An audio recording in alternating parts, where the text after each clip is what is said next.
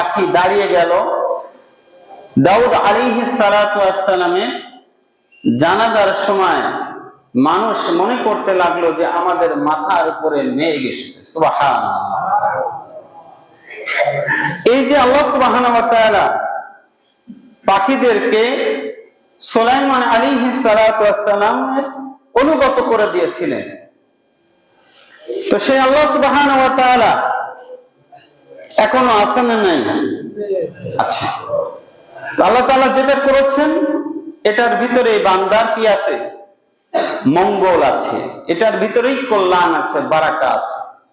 কোন জাতির উপরে আল্লাহ সুবহানাহু ওয়া তাআলা যখন খুশি হন, মুসা আলাইহিস সালাতু ওয়াস সালাম আল্লাহ সুবহানাহু ওয়া তাআলাকে বলছিলেন যে রব্বুল আলামিন, তুমি কোন জাতির উপরে যদি খুশি হয়ে যাও তাহলে এই জাতির উপরে তুমি খুশির প্রভাবটা কিভাবে দেখাও? তখন আল্লাহ সুবহানাহু ওয়া তাআলা বলছিলেন এই জাতির উপরে আমি রহমতের বৃষ্টি প্রেরণ করি। সুবহানাল্লাহ। এজন্য সাময়িকভাবে আমরা দেখতে পারতেছি যে আমরা নামাজ পড়তে পারি নাই, কিন্তু এই বৃষ্টির ভিতরে আল্লাহ সুবহানাহু ওয়া তাআলা হয়তোবা এমন জায়গায় কল্যাণ রেখেছেন সেটা আমাদের দৃষ্টির বাইরে। এজন্য যারা ধান লাগিয়েছেন 40 বস্তা 50 বস্তা সারের যে কাজ হয় জমিনের ভিতরে, একবার বৃষ্টি পড়লে এর থেকে বেশি গাছের জন্য কাজ হয়ে যায়। সুবহানাল্লাহ। পৃথিবীর এমন জায়গায় বৃষ্টি লাগবে, কোথায় বৃষ্টি লাগবে কোথায় লাগবে না এটা ভালো জানেন কে? আল্লাহ সুবহানাহু ওয়া তাআলা। এজন্য আল্লাহ তাআলা যেটাই করেন সেটার ভিতরেই বান্দার জন্য বারাকা রয়েছে। বান্দা যদি সেটা মেনে নেয় যে আল্লাহ তাআলা আমাদের জন্য যা করেছেন এটার ভিতরে আমাদের কল্যাণ আছে, এটা যখন বান্দা মেনে নিবে তখন এই বান্দার উপরে রহমত আর কল্যাণ আল্লাহ সুবহানাহু ওয়া তাআলা বর্ষণ করবেন। সুবহানাল্লাহ। রমজান বিদায় হয়ে গিয়েছে, ঈদুল ফিতর আমাদের মাঝে উপস্থিত। আজকের দিন রাসূল করিম সাল্লাল্লাহু আলাইহি ওয়াসাল্লাম, আমি যেমন আপনাদের সামনে খুতবা দিচ্ছি, রাসূল করিম সাল্লাল্লাহু আলাইহি ওয়াসাল্লাম তার সাহাবীদেরকে নিয়ে খুতবা দিয়েছিলেন। আমরা সকলেই জানি যে রাসূল করিম সাল্লাল্লাহু আলাইহি ওয়াসাল্লাম ঈদগাহে তার যে খুতবা দিতেন এটা আমাদের জন্য বড় একটি রহমত। আল্লাহ সুবহানাহু ওয়া তাআলা আমাদেরকে দুইটি ঈদ আল্লাহ তাআলা আমাদেরকে দিয়েছেন। এই ঈদকে কেন্দ্র করে রাসূল করিম সাল্লাল্লাহু আলাইহি ওয়াসাল্লামের সুন্নাহ আছে। আবার একই ভাবে এই ঈদটা আমাদের কি উপহার দেয়? আমরা এখানে আসার আগে যেমন সাদকাতুল ফিতর আদায় করে এসেছি, আবার ঠিক একই ভাবে আমরা যখন এখান থেকে যখন নামাজ শেষ হয়ে যাবে, রাসূল করিম সাল্লাল্লাহু আলাইহি ওয়াসাল্লাম বলেছেন যখন কোন বান্দা তার ভাইয়ের সাথে, মুসলমান ভাইয়ের সাথে মুসাফা করে, মুসাফা করার পরে এরপরে মুআনাকা করে, গলার ভিতরে জড়িয়ে নেয়, আল্লাহ সুবহানাহু ওয়া তাআলা এই দুই ব্যক্তির গুনাহ আল্লাহ তাআলা পাতা যেমন শুকনো পাতা যেমন ঝরে পড়ে ঠিক তেমনি ভাবে গুনাহগুলো ঠিক তেমনি ভাবে ঝরে পড়তে থাকে। সুবহানাল্লাহ। এটার ভিতরে আমাদের কল্যাণ আছে। ঈদের ভিতরে রাসূল করিম সাল্লাল্লাহু আলাইহি ওয়াসাল্লাম একাধিক কল্যাণ তিনি বর্ণনা করেছেন। রাসূল করিম সাল্লাল্লাহু আলাইহি ওয়াসাল্লাম তার সময় তিনি সাহাবীদের সাথে হাস্য রসিকতা করেছেন। একদিন তিনি বলতেছিলেন, এমন সময় কথা বলছেন, এমন সময় একজন সাহাবী রাদিয়াল্লাহু তাআলা আনহু বলছেন যে ইয়া রাসূলুল্লাহ, আপনি আমাদের সাথে হাস্যরস করছেন। রাসূল সাল্লাল্লাহু আলাইহি ওয়াসাল্লাম বললেন, আমি মানুষ, আল্লাহ সুবহানাহু ওয়া তাআলা আমাকে মানুষ করেছেন, আর আমি নবী, আমার জন্য হাস্যরস কৌতুক এটা ইসলামের গণ্ডির সীমানার ভিতরে আল্লাহ সুবহানাহু ওয়া তাআলা জায়েজ করেছেন। সুবহানাল্লাহ। আপনারা সকলেই জানেন তিনি একদিন খেজুর খাচ্ছিলেন, সাহাবা একরাম রাদিয়াল্লাহু তাআলা আনহু সকলকে নিয়ে। তো খেজুরের সাধারণত মদিনার কিছু খেজুরের বড় বড় হয় এবং আটিগুলো বড় বড় হয়। তো সাহাবা একরাম রাদিয়াল্লাহু তাআলা আনহু খেজুর খাচ্ছেন, সব সাহাবা একরাম বসা। এমত অবস্থায় রাসূল করিম সাল্লাল্লাহু আলাইহি ওয়াসাল্লাম তিনি তার খেজুরের যে আটি আছে, এই আটিটা হযরত আলীর সামনে তিনি রেখে দিয়েছেন। খেজুর খাওয়া শেষ, রাসূল করিম সাল্লাল্লাহু আলাইহি ওয়াসাল্লাম বলছেন যে আমাদের ভিতরে সব থেকে বেশি খেজুর খেয়েছে আলী। সুবহানাল্লাহ বলেন। হযরত আলীও কম না, যেহেতু জামাই মানুষ। তিনি বলছেন যে আমাদের ভিতরে এমন লোক আছে, খেজুর তো খেয়েছে, খেজুরের সাথে সাথে আটিটাও খেয়ে ফেলেছে। সাহাবা একরাম রাদিয়াল্লাহু তাআলা আনহু তারা একই সাথে হাস্যরস করতেন। রাসূল করিম সাল্লাল্লাহু আলাইহি ওয়াসাল্লাম, হযরত আয়েশা বলেন রাদিয়াল্লাহু তাআলা আনহা, তিনি বলেন যে আমি একবার, আমার যখন 6 বছর বয়স, তখন আমার বিবাহ হয়েছে, 9 বছর বয়সে আমি রাসূল সাল্লাল্লাহু আলাইহি ওয়াসাল্লামের ঘরে গিয়েছি। রাতের বেলা একদিন আমাকে রাসূল সাল্লাল্লাহু আলাইহি ওয়াসাল্লাম বলছেন যে আয়েশা, চলো আমরা দৌড় প্রতিযোগিতা করি রাতের বেলা। তিনি তার স্ত্রীকে নিয়ে রাতের বেলা দৌড় প্রতিযোগিতা করছেন। হযরত আয়েশা বলেন যে আমি জিতে গেলাম।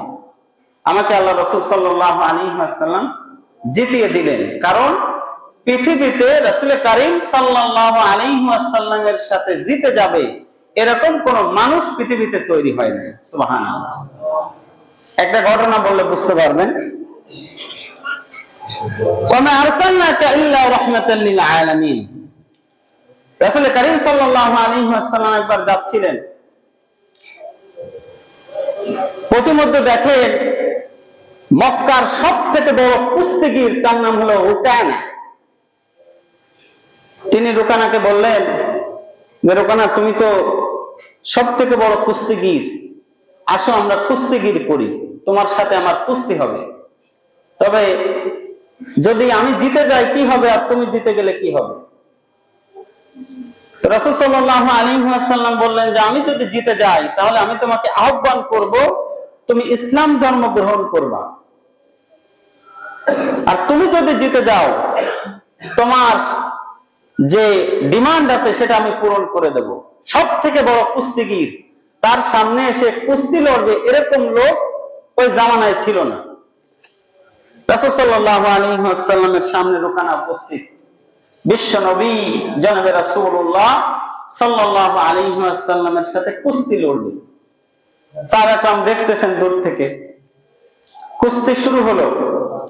রুকানা আসলেন, রাসূল করিম সাল্লাল্লাহু আলাইহি ওয়াসাল্লাম প্রথমবার ধরেই একটা আছাড় মারলেন। সুবহানাল্লাহ বলেন।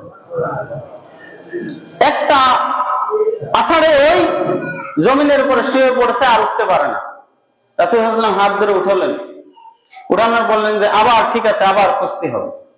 রুকানা তো রাগ হয়ে গিয়েছে, আমার সামনে এসে কুস্তি লড়বে এ জামানায় লোক নাই, আর আমি পারতেছি না, এটা তো হতে পারে না। তিনি বললেন যে ঠিক আছে, আবার হবে। তিনি আবার কুস্তি লড়লেন। রাসূল সাল্লাল্লাহু আলাইহি ওয়াসাল্লাম তাকে আবার ফেলিয়ে দিলেন। এবার বললেন যে 3 বার, শেষবার, 1 2 3 শেষ।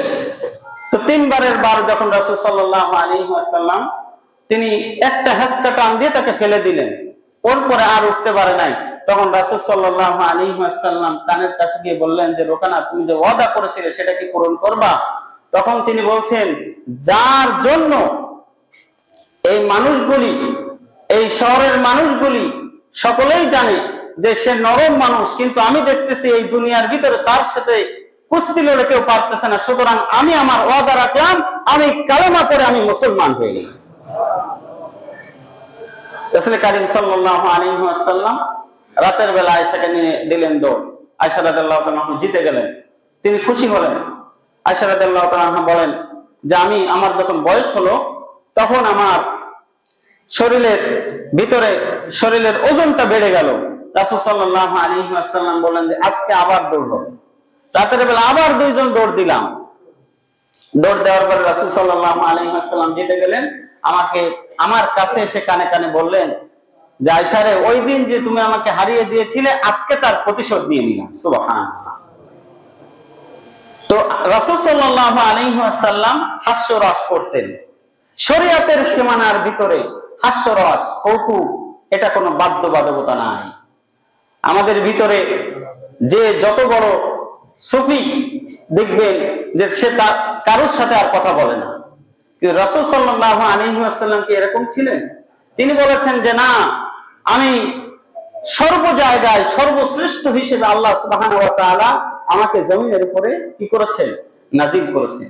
যেখানে যে জায়গায় তিনি যখন কাউকে গভর্নর নিযুক্ত দিতেন, গভর্নর বুঝেন তো, এখনকার সময় মনে করেন যে প্রেসিডেন্ট একটা দেশে, ওই সময় গভর্নর হলো একটা শহরে গভর্নর নিযুক্ত করতেন, তখন ওই ব্যক্তি সম্পর্কে ওই ব্যক্তিকে বাচ্চাদের মাঝে ছেড়ে দিতেন রাসূল সাল্লাল্লাহু আলাইহি ওয়াসাল্লাম। তিনি দেখতেন যে এই ব্যক্তি বাচ্চাদের সাথে তার আচরণটা কি।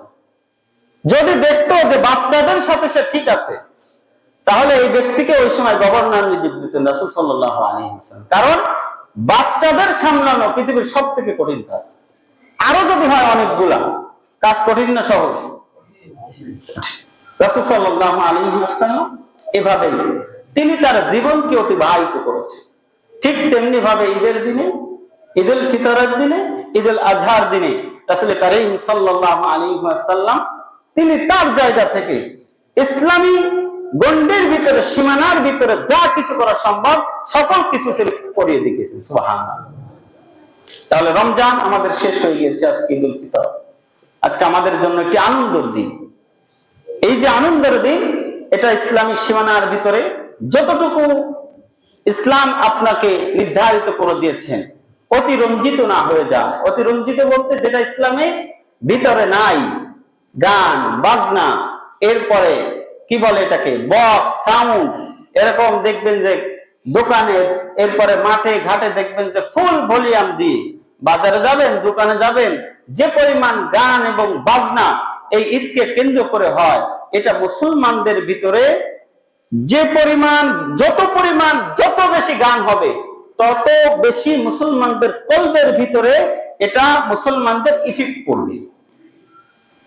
দেখবেন যে যে ব্যক্তি মদ খায়, যে ব্যক্তি গাঁজা সেবন করে, এই ব্যক্তির নামাজ আর যে ব্যক্তি মদ খায় না, গাঁজা খায় না, এই ব্যক্তির নামাজ, দুইটা নামাজে কি সমান হতে পারে? পারে না। যে ব্যক্তি গান বাজনা শুনে, তার কানের ভিতরে সবসময় গান বাজনা বাজে, এর ভিতরে আল্লাহ সুবহানাহু ওয়া তাআলার ভয়টা ওইভাবে কাজ করে না, কারণ শয়তান ওকে আকৃষ্ট করে রাখে। এই জন্য রমজান মাসে তো শয়তান বন্দী করা হয়েছিল, এখন তো কি হয়ে গিয়েছে? ছেড়ে দিয়েছে। তো এই যে ছেড়ে দেওয়ার পরে এটার বহিঃপ্রকাশ ঘটবে কখন?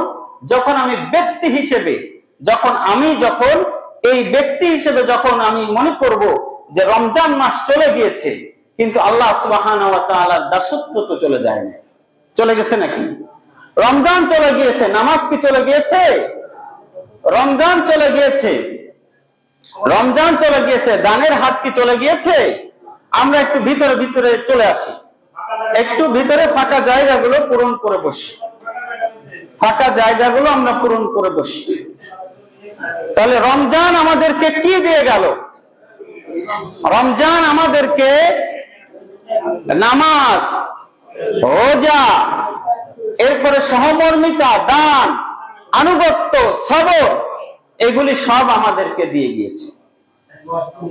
রাসূল কারীম সাল্লাল্লাহু আলাইহি ওয়াসাল্লাম তার যে সুন্নাহ, এই সুন্নাহটা যদি আমরা ধরতে পারি, তাহলে আশা করা যায় আল্লাহ সুবহানাহু ওয়া তাআলা আমাদেরকে দুনিয়ার জমিনে আল্লাহ তাআলা আমাদেরকে বারাকা দান করবেন, আখিরাতেও কিয়ামতের ময়দানে রাসূল কারীম সাল্লাল্লাহু আলাইহি ওয়াসাল্লামের তার একসাথে, তার উম্মতের সাথে একসাথে আমরা জান্নাতের ভিতরে প্রবেশ করব। সুবহানাল্লাহ। তার এই যে রাসূল কারীম সাল্লাল্লাহু আলাইহি ওয়াসাল্লামের শাফাআত, রমজান তো চলে গিয়েছে, তার যে শাফাআত, এটা যদি আমরা পেতে চাই কিয়ামতের ময়দানে, তাহলে আমাদেরকে রাসূল সাল্লাল্লাহু আলাইহি ওয়াসাল্লামের সুন্নাহ, এই যে রমজানে কত আমরা নামাজ পড়লাম, একজন ব্যক্তি 5 ওয়াক্ত নামাজ, তারাবির নামাজ, তাহাজ্জুদের নামাজ, কত নামাজ আমরা পড়েছি। একজন ব্যক্তি যদি রমজান মাসে টোটাল হিসেব করেন, তাহলে কত রাকাত আপনি নামাজ পড়েছেন। এই নামাজের পরে যদি আপনি পরিবর্তন না হতে পারেন, যদি এই নামাজ আপনাকে পরিবর্তন না করতে পারে, মানে ঈদ হয়ে গেল আপনি মসজিদে আসলেন না, ঈদ হয়ে গেল আপনি মসজিদের কাছে আসলেন না, তাহলে বোঝা যাবে রমজান মাসটা আপনাকে পরিবর্তন করতে পারে না। এজন্য আমরা আমাদের জায়গা থেকে রমজান যেন আমাদেরকে পরিবর্তন করতে পারে, আমাকে যেন পরিবর্তন করতে পারে, পরিবর্ধন করতে পারে, এটার জন্য সচেষ্ট থাকতে হবে। রমজান চলে গিয়েছে, আমার ফজর যেন কাজা না হয়। রমজানে আমরা সকলেই ফজরের নামাজ একসাথে পড়েছি না? কত ভালো লেগেছে, আলহামদুলিল্লাহ। তো রমজান যখন চলে যাবে আবার কি আমি ঘুমিয়ে থাকবো ভাই? এটা থাকা যাবে। তো আমাদেরকে, আমি যেখানেই থাকি, যে অবস্থায় থাকি, আমরা সকলেই যেন নামাজটা সময় মতো আদায় করি। এটা আমার আবেদন আপনাদের কাছে। আপনি যেখানেই থাকেন, অফিসে থাকেন, বাসায় থাকেন, যেখানেই থাকেন ভাই, হাতে ধরি পায়ে ধরি ভাই, আপনি নামাজটা মিস করেন না। আমি তো বারবার এই কথা বলি, আপনি ফরজটা পড়েন, সুন্নাতটা আপনি সময় পান না, কিন্তু ফরজটা আপনি আদায় করেন, নাহলে আপনি কিয়ামতের দিন ধরা খেয়ে যাবেন ভাই। আমি আপনার হাতে ধরি পায়ে ধরি, অন্তত নামাজটা পড়বো তো ভাই আমরা ইনশাআল্লাহ। আল্লাহ সুবহানাহু ওয়া তাআলা আমাদেরকে তৌফিক দান করুন।